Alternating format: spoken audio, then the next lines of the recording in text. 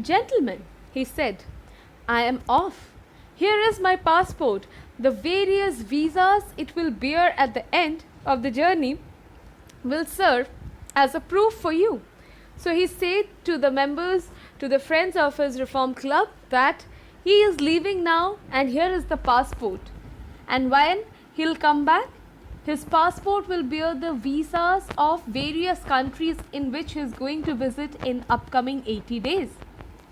That is not necessary, said Ralph politely. So, in his response, Mr. Ralph said that that won't be necessary. We will trust your word as a gentleman. And he said, like a gentleman, like an honest man as you are, we will trust whatever you say. Better as it is, said Mr. Fogg. You will remember the date you are due back, asked Andrew Stuart. So he said, Mr. Fogg said, that yes, you should. And in reply to that, Mr. Stuart said that you have to remember the date you have promised to be back in London again. In 80 days, replied Phileas Fogg. On Saturday, 21st December 1872 at 45 minutes past 8 in the evening, goodbye until we meet again.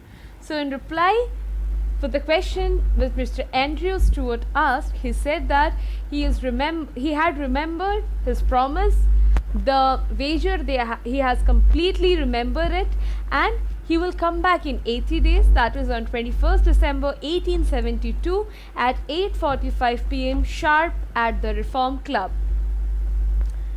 At 8:40, Mr. Fogg and his servant took their seats. At 8:45, a loud whistle was heard and the train was on its way.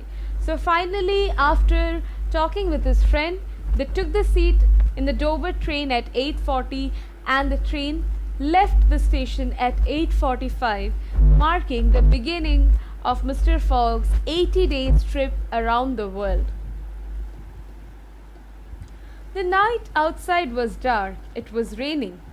Phileas Fogg settled himself down in his corner and remained silent. So already it was 8:45 in the evening and it was dark outside.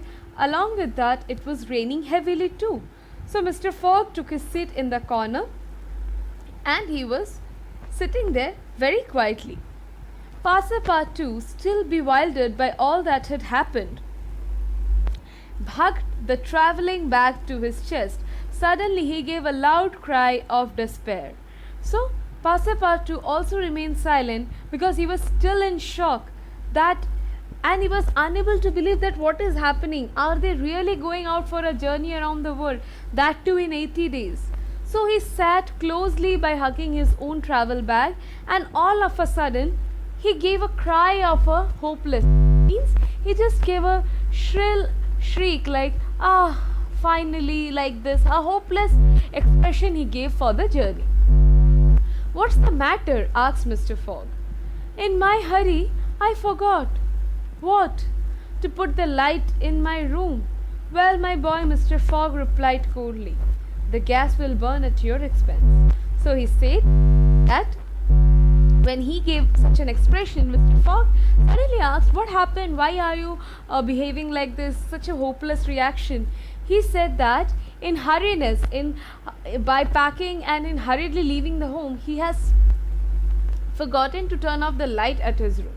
So in response to his question or to the response to his mistake, Mr. Fogg responded that, well, there's nothing to do right now, but the gas, the expense that light will incur because you have not remembered to close it or not remembered as you didn't remember to off it. So we will take it as your expense, means the bill that will come or the money that it will incur or it will need to burn for this long 80 days will be deducted from Passepartout's salary.